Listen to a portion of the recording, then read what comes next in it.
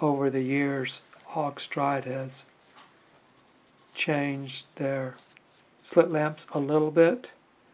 They started off with the reach forward, where you had to reach forward with your other hand to raise the illumination. And then they developed this omnidirectional handle where you could just raise it up with one hand, and then they got even a little more modern by putting a metal handle on. But the fixation and filter controls have changed a little bit too. This is what it used to be like, where you had to use your fingers to choose your fixation size and your filter size. And then they progressed to the rotary selector fixation, but the filter will remain the same. And then they progressed a little bit more to this style. And the only difference between this style and the newest style is the fact that they put their pin in the top right here. In the older style, the pin is in the back of this screw. But the newer style, the pin is in the front of this screw. So these top halves are not interchangeable. Well, they're not interchangeable. With the pin in the front, it has to go with this base. And the pin in the back has to go with this. But the caps have changed. This is the old style cap that was carried on these years and these years. And they came up with a new style cap. But what's neat about these is that the caps are interchangeable. Well, the two-part cap. This cap, new style cap, together with this cap housing will interchange with an old style cap and housing style. So if you were to take these off with the screws, it's got to have its same screws. But you could switch this whole assembly here, a new assembly. These four holes are going to remain the same. So a new style cap assembly and an old style cap assembly are interchangeable. That's kind of neat.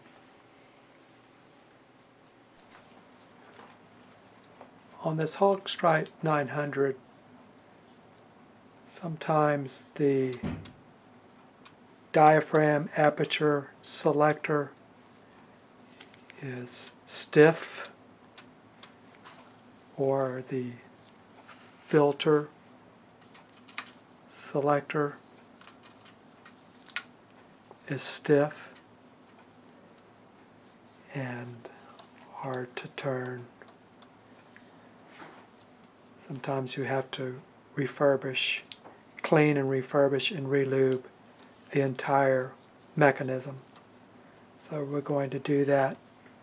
This could be a long video, could have multiple parts, but we're going to do that. Sometimes you have to do it. We've already shown in another video, if you just wanted to take the selector rod out and clean that many times. That's a good part of your stiffness. But then also there's other things that need to be addressed. So to take it off, this screw right here needs to be taken out. We don't have to take this top screw out because that's just put pressure, this plate on the bearing for the detent. And on the Haag-Streit, that bearing doesn't really come out. Other brands, that bearing would fall down if you took this top hat off, but not the Haag-Streit. But if it was another brand, you should go ahead and loosen that so that the pressure is not on that detent bearing. So it just lifts right up.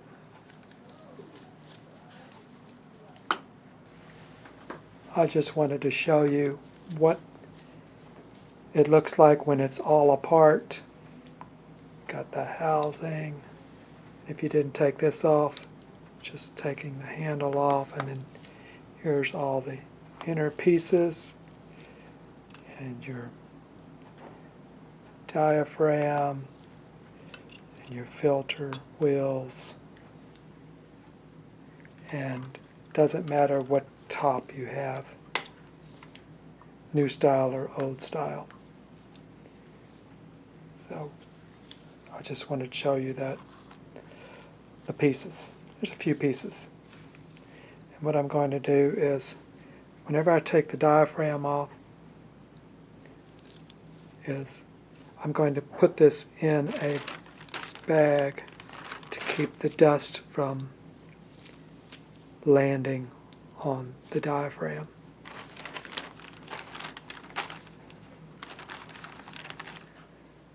The first thing I'm going to do is take the cover off and loosen the screws on this gear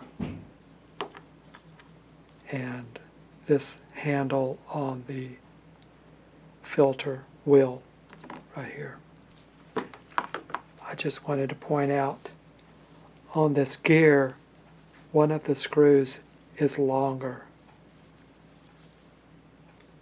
It's got a tab on it, and that is a stop. And that stop coincides with the blue filter. That's going to be one of your stops. So when we put it all back together, this is where we're going to set one of the stops at, right on the blue filter. You'll see that later when we get to it. To loosen this handle, get a real thin Allen wrench or something. Stick it in there to turn it. So you'll need a really thin Allen wrench. With the screws removed, I should be able to turn these gears and it not move the diaphragm wheel because there's no screws holding it. But the fact that when I turn it, the wheel begins to turn shows me that it's really stuck in here. It's really gummy. And so I'm going to start trying to loosen it with some lighter fuel. I took the screws completely out, and I'm going to just dab some in the holes.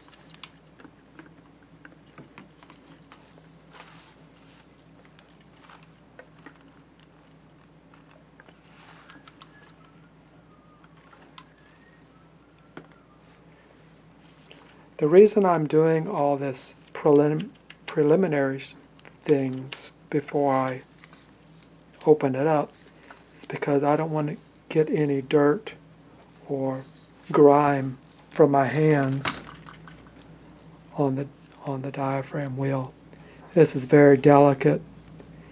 It doesn't take much to get any particles on the surfaces of each diaphragm, so I'm trying to minimize the time that I actually open it up, and it's open to the air. So, but this is as far as I can go. I've taken those screws out. I've loosened the filter wheel, and now I've got to open it up.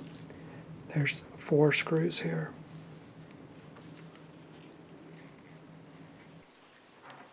I've taken out the 4 screws. I'm going to open it up, and there's one spot on here that might give you a little trouble. It's this pin that sticks. This holds it in place, and that pin might give you a little trouble. So if it's hard to open it up, it's because of that.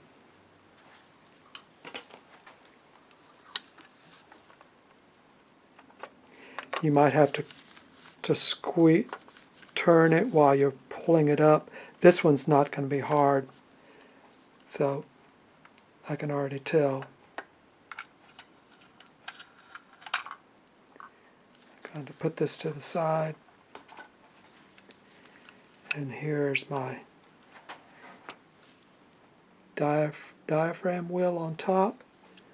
The filter wheel is underneath that, and this little spring here needs to be removed.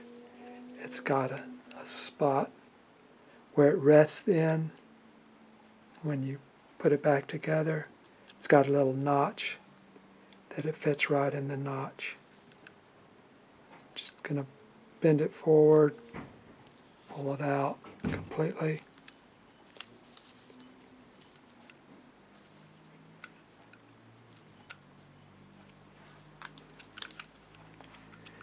Now, we're going to have to try to open it up.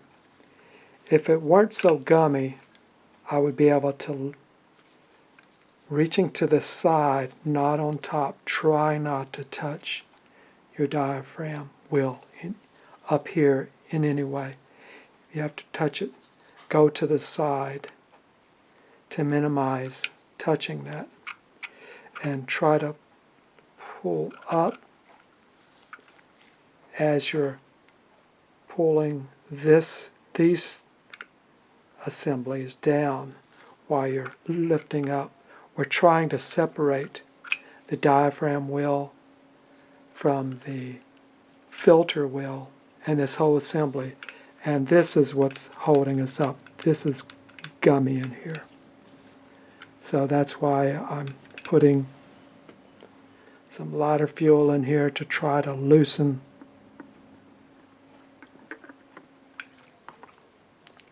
that up. Just being very careful, and depending on how gummy it is will determine how easy it is to pull apart.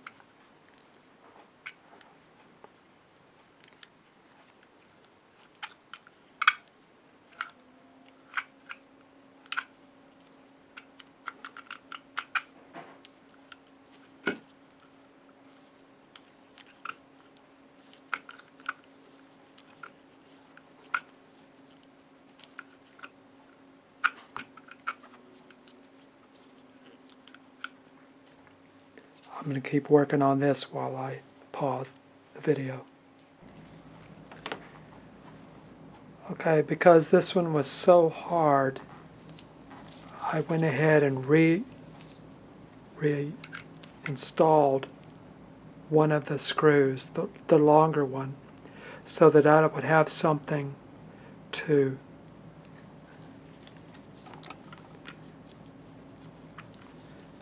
move while I'm holding the filter wheel.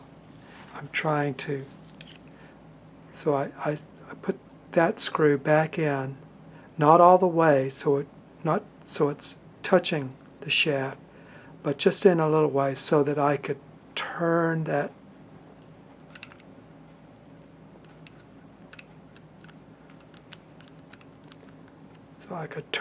gear, because that's what's holding us up. It was too stiff. Okay, now that it's free, I can go ahead and take that screw all the way out, or I could leave it in a little bit. Doesn't matter. Well, I went ahead and took it out. But you could leave it in. Now that is free. Now the assemblies will begin to separate easier. So it's coming up now. It's separating. I'm pulling down on these while I'm pulling up with my finger to the side. And now that I'm getting a little space up here, I can begin to put my finger on this side and pull up, and now I've got fingers on both sides and I can pull. And now they separate. So I'm being careful not to touch those surfaces. And now I've separated it. And you can either now or later, but this blue filter will need to be cleaned both sides with Windex and some cotton swabs, but you can do that later. And we're going to go ahead, we can clean these later also. These surfaces, this is what was gummy.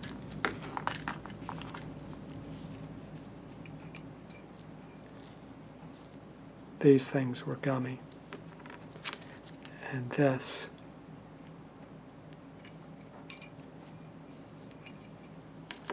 So we're going to need to clean that grease off there.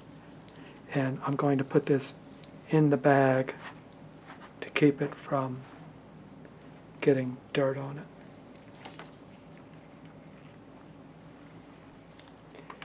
Now we can continue to take it apart. These pieces have come out. Your gear, this piece, and this was already loose.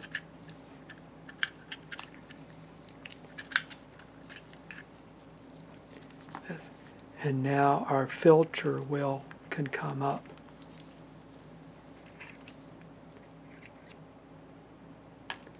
Our filter wheel.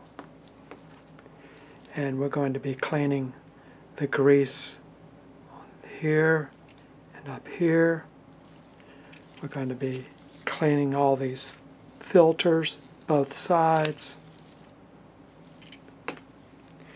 We're going to clean our gear, maybe letting it soak in some of this solution to get that cleaned up. Clean the inside of that. For now we can take this out just so we don't lose it. This piece, and there's a spring under it. And these work your detents on your filter wheel. These little marks on your filter wheel coincide with the little wheels on here. They catch. So we've cleaned up. All this needs to be cleaned inside here. And as I'm turning this with nothing on it, I can feel how stiff it is. So we're going to have to take this knob off, and we may have to pour some fuel here and here inside to free that to free that little axle up. That's got to move freely. Depending how old this is and how stiff, it may be hard to pull the knob off the shaft, and you might have to get a razor blade and gently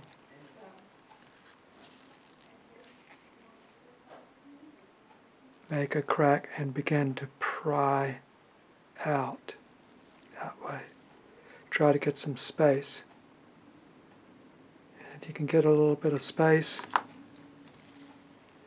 pour some more lighter fuel in there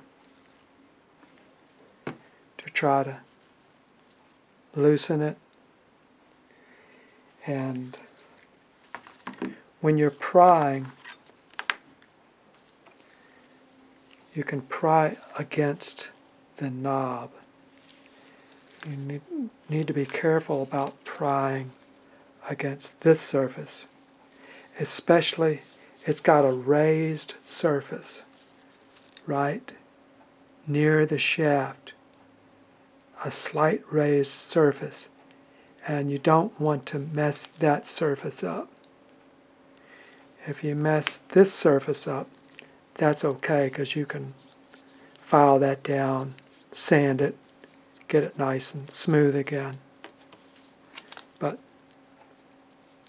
right, it's a little raised surface.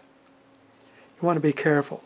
So if you're trying to pry it, pry out, and don't pry in and damage the inside of that surface. That surface needs to be nice and smooth. Otherwise, it's going to affect how smooth your rotating knob is. So hopefully it'll begin to start coming off. Just slowly work it out. And if you had to get something a little bigger to pry out, but just stay away from the inside of that and just pry it out evenly.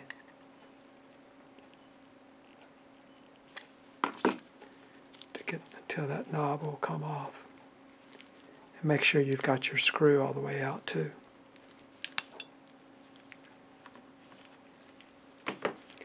Okay, you've gotten that off, and this is going to be stiff. So to free that up, we're going to turn this down and pour fuel into this area and let it sit in there.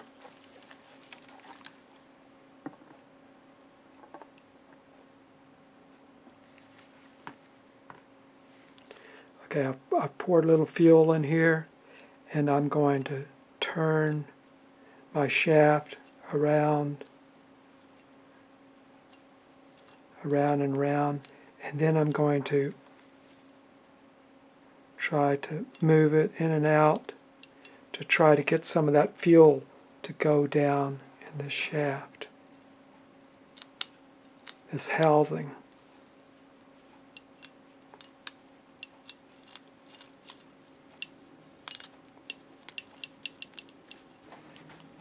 Also, with your cotton swab and some fuel, I'm going to also clean this side of the shaft.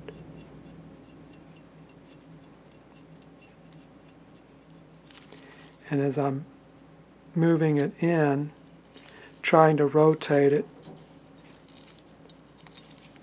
and then I'm going to try to clean this part of the shaft with the fuel, moving it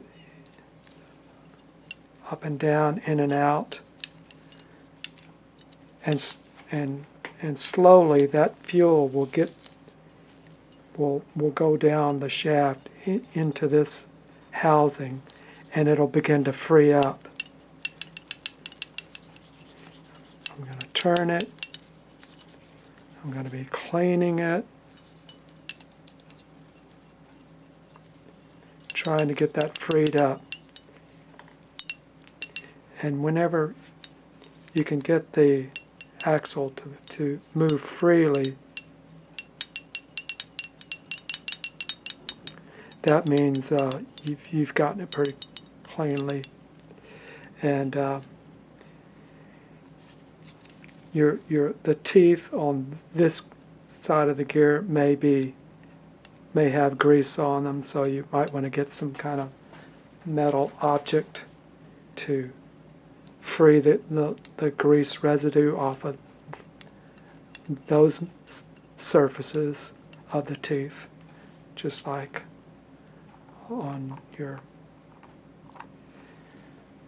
gear on the bottom.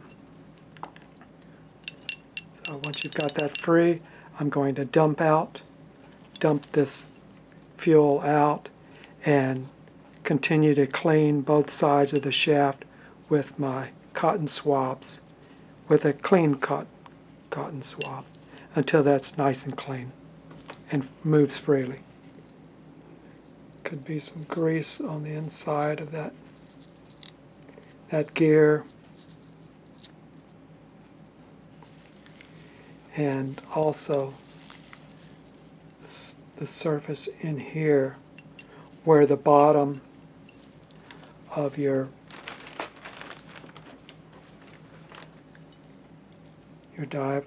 diaphragm shaft is going to go through the bottom here, and you want to clean that as much as you can also with a cotton swab.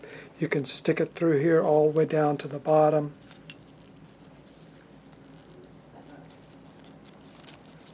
and clean the bottom of that shaft where it's going to go in. Clean that out too.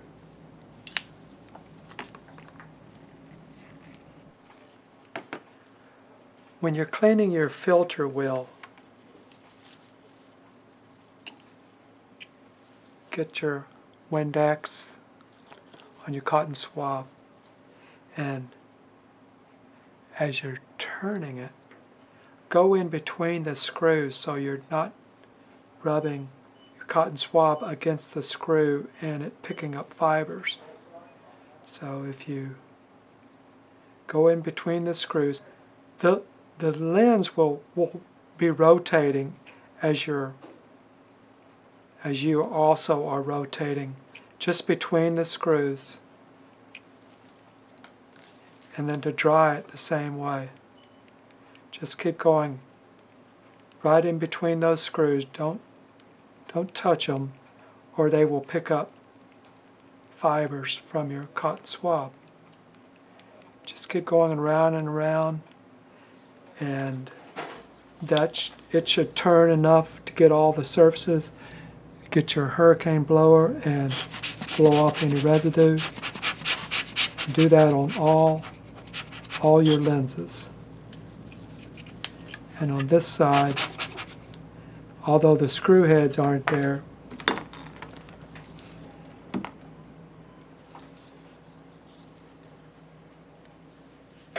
you can still do the same thing. Go in between the ends of the screws so you're not picking up any fiber, leaving any fiber on those.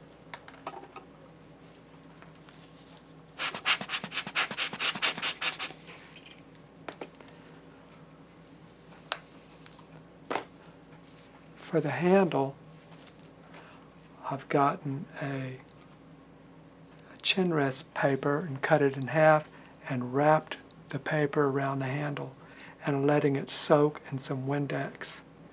This helps to loosen the grime that's in the knob from fingers. So if you're letting it soak with some Windex, then when it's time to clean it, if it has been soaking a while, it's easier to get all the grime out of those surfaces. So that's just something I wanted to point out to you that might make it easier for you.